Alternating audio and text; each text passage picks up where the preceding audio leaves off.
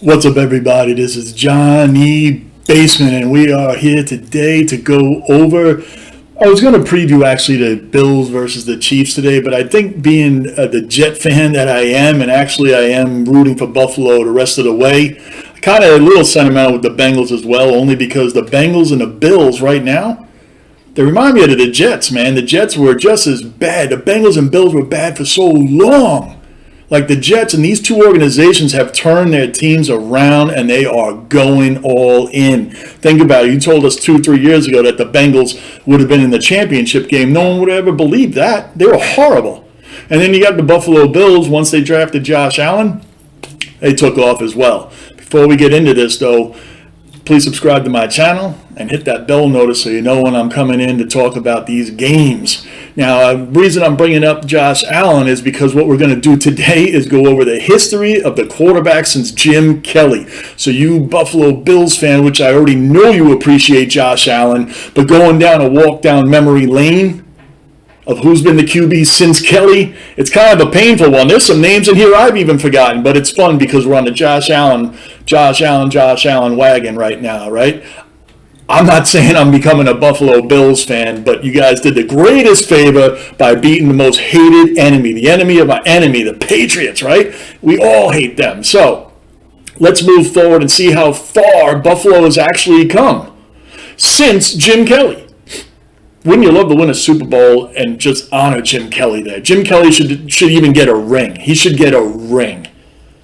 He should just get a ring for all the effort that this freaking guy has put in on that team, on top of everything he's been through in his life. That is like Joe Namath is Mr. Jet, Jim Kelly is Mr. Buffalo Bill, regardless if he never won a Super Bowl. He made 4 in a row. That is just mind-blowing to begin with.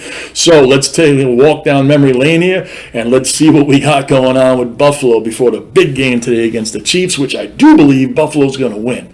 Let's go down this road. Of course, there's Jim Kelly. We don't have to explain him anymore, right? 4 Super Bowls. Still, the Bills had one of the greatest offenses ever, but it's not really, it's never brought up because why? They didn't win one. Just like when they talk about the greatest quarterbacks of all time, Dan Marino is never mentioned. Why? Because he didn't win a ring. Trent Dilfer won a ring. Who would you take? Dilfer? Marino. Jim Kelly? Dilfer. The ring thing is kind of weird, but that's not what this is about right now. Anyway. Let's look at some of these names, and I've done this with the Jets quarterbacks over the years, man, and it can get scary. For us, it's everybody after Vinny Testaverde in '98 when the Jets had that great Curtis Martin, Keyshawn Johnson, Wayne Corbett, Testaverde, Keith Byers, Brian Cox. We had what a team we had. Bill Parcells coaching us. Bill Belichick was the defensive coordinator. But the Jets are the Jets. Still found a way to lose. But since then, it's just been a string of bad ones. So let's take a look. Let's take a look here down memory lane here for you Bills fans and make you appreciate Josh Allen even more, if that's possible. Well, here we are right after Jim Kelly. Oh, Todd Collins. I forgot about Todd Collins. And it says here he went 7-10 as a starter in over 28 games and 3 seasons with the Bills. Wow, what memories. Whew, Todd Collins. Boy, oh boy. Now, here's a good memory and a weird one, too. Doug Flutie. How the heck can you not love Doug Flutie? What's his record? 21-9 in 30 games as a starter. Threw for 7,500 yards and 47 TDs. Now, my question comes in. Wade Phillips. Is he the most hated guy in Buffalo? I would think he is, right? Because he takes Flutie out for this guy, Rob Johnson. Rob Johnson. The versatile Flutie running around, throwing passes, throwing sidearm passes, doing everything he can do for the Bills to get all the way to the playoffs that year, make the wild card, and he gets pulled before Rob Johnson. I'm not going to go into the Music City Miracle. You guys already have that. You know it. You live it. How does this guy, Johnson, start over this guy, Flutie? How did that happen? Flutie was the catapult all year. That's a catapult. Catalyst.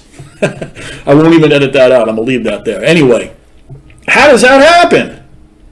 Oh, that's a real head scratcher. After that playoff, I believe, you correct me if I'm wrong, Bills Mafia, you can correct me if I'm wrong, but I believe Flutie and the Rob Johnson thing, I think that was the last time you all even made the playoffs, right? Was that 99? Correct me if I'm wrong. I'm just going to go that was 99, and you guys didn't make the playoffs again until Josh Allen era. If someone else had made it since, around that Flutie time or after that, I don't recall it, man, because I think, who came in next? Bledsoe? Or is it somebody else? Oh, Alex Van Pelt. Alex Van Pelt. Wow. I mean, I went through some of this list, but I didn't go that deep. Alex Van Pelt, 6 seasons, 31 games, 3-8 record in 11 as a starter. 16 TDs and 24 picks. Man, that sounds like a guy the Jets would have picked up. That's right along with what the Jets like. 3-8, 16 TDs and 24 picks. Man, that sounds like a Jet quarterback. Anyway, there's Bledsoe.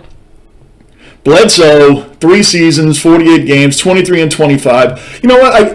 I guess when you got Bledsoe, you should have been a little excited about that, right? I mean, he went to the Super Bowl with the Patriots, even though they lost to the Packers and Brett Favre. But, you get a big name like Bledsoe, division rival. I mean, hey, who knew, I mean, he didn't do badly, but you guys never made the playoffs with Bledsoe. Never. So I think and this is off the top of my head again, but I think the best record that Bledsoe came through with for you guys was 8-8. I think it was 8-8. I don't even think he ever had a winning season, right? I know his overall record is 23 and 25. So anyway, that's Bledsoe. Who do we have after that? Kelly Holcomb. He went around the league a little bit. Are you guys hurting or what? Have you turned it off yet? I'm not. We're just letting you know how far Buffalo has come. Who we got? Oh, J.P. Lostman.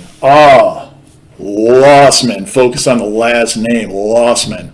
He was hyped up as being a big deal, right? J.P. Lostman. He was supposed to be a big deal, and he went 10 and 23 in 33 starts. Wow. That's bad. We'll just leave it there. 33 touchdowns, 34 picks, 10, 23, and 33 starts. 5 seasons he was there? I didn't remember him being there that long, but I remember Lostman. Who we got after him? Brian Brome. I don't even know who that guy is. Trent Edwards, I remember him. He was supposed to be pretty decent too, right? But he never panned out. Boy, what a walk down memory lane. I remember these guys. Fitzpatrick now. Brian Fitzpatrick.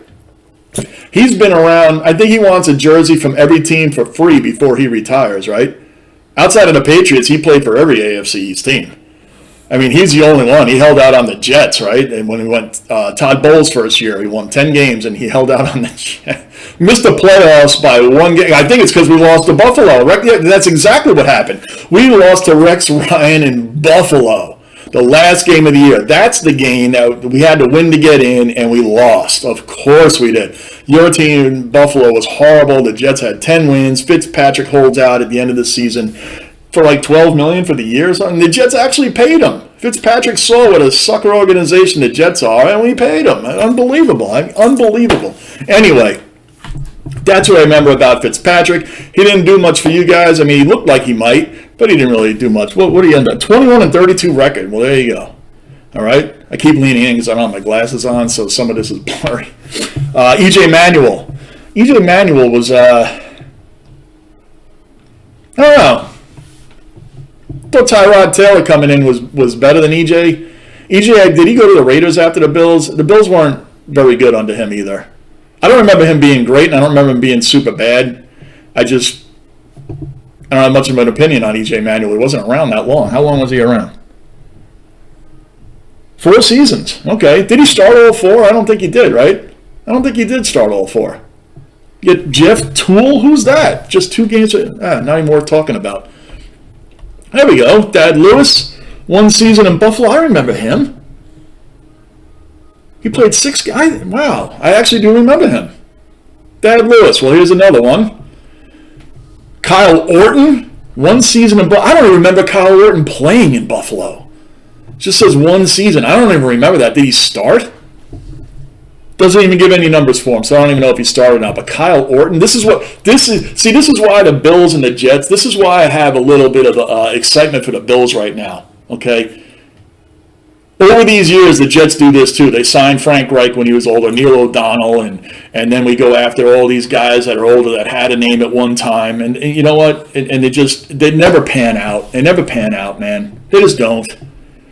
Now, we had Michael Vick, too. We had Michael Vick on the Jets, if anybody remembers that. I mean, we had guys the Jets did that. They signed guys past their primes. That's what we do. Looks like you guys did a little bit of that, too, with Kyle Orton there. Matt Castle, another one I do not recall playing on the Bills. What did he do for the Bills? He played 1 snap, not even 1 game. I don't even remember Castle on the Bills. I remember him on the Patriots, and then I remember I think he went to the Chiefs after that. And I remember that he sucked as well. All right, moving right along. There's Tyrone Taylor, 42 games, 3 seasons. Tyrone Taylor's actually turned into a journeyman quarterback, right? I mean, I wouldn't mind having him on my team as a backup at this point. And he started for the Chargers, I think, and was it the Texans? I don't remember. I didn't follow it that much, but I do remember him on the Bills. He never made the playoffs again. All these quarterbacks that we're talking about has never made the playoffs. Never. For Buffalo after Doug Flutie. So Doug Flutie, who do we got here? Nathan Peterman. Made his debut in 2017 and probably ended in 2017, right? I don't remember him either. Nathan Peterman. So Flutie, please let me know. I think Flutie was the last time you guys even made the playoffs, and that's when he got benched for Rob Johnson, which is still crazy to me. And here we go, people. Josh Allen, the savior. Josh Allen. Now, the reason I did this today, let's just jump back to Josh Allen's last game. 5 touchdowns, no picks, 308 yards. He didn't even have to punt. He didn't have to kick a field goal. The offense was so efficient. Josh Allen is just going crazy. And I have people that say, oh, man, the Jets drafted Sam Darnold. You could have had Allen. You know what? Draft hindsight is always 20/20. Coming out of college, Darnold came out of USC, had more. His stats were better. I think he had 7,500 yards and 57 touchdowns, where Allen came out of Wyoming, which isn't as popular a college or a big-name school, as we could say, right? And I think he had 400 yards and 44 touchdowns, something like that. So, of course the Jets would take Sam Darnold. Of course they would. But you know what? It's not just about getting the right quarterback. It's what the Bills did for Josh Allen. They built a team around him. They built an offensive line around him. They went out and got stud receivers like Stephon Diggs, man. I mean, that's huge, dude. That is a huge move. They built up the defense. The Buffalo Bills give me hope. This is why I'm going for them, because they're giving me hope that the Jets can also turn this around. But you got to do the right things. The Bengals got Joe Burrow built around them. Geez, Jamar Chase, this kid is incredible. So the Bengals, the Bills, and the Jets were really doormats of the NFL for so long, and the Bengals and Bills have now given me a lot of hope. A lot of hope that my team can turn this around. Josh Allen is an absolute beast. He's playing his ass off. I predict the Bills win today 27-17. I think they're on fire, they're on a roll, and they're out to prove people wrong. It's time. Your time is now. Time is now for the Buffalo Bills to win. And who cares if they're going away? The Packers lost at home. The Titans lost at home. There's no reason. There's no reason Buffalo can't come in there and win this game today. Can't see the reason. I had a real good time going over these past quarterbacks. I hope you guys did too. There were some names in there. Hadn't even remembered in I don't know how long. So let's check it out today. Go Buffalo. I'll be reviewing the game when it's done. So right now, we're just waiting for these games to start. Okay? And for the Patriots, if Brady stays in these playoffs, it must hurt him more and more and more. It's just got to hurt them to see this guy still playing, and you got your mac and cheese over there, your little short pass mac and cheese, right? Anyway, thank you all, Buffalo Bills, for smacking the Patriots around. Yes, my team has never done that in years. Y'all did it. You smacked them around. You did the entire country a fucking favor. And I appreciate it. I appreciate it. Really do. Going for Buffalo. Let's do this. Let's get this game today. Johnny Basement. Again, please hit that subscribe button. And I appreciate you all stopping by. I'm out.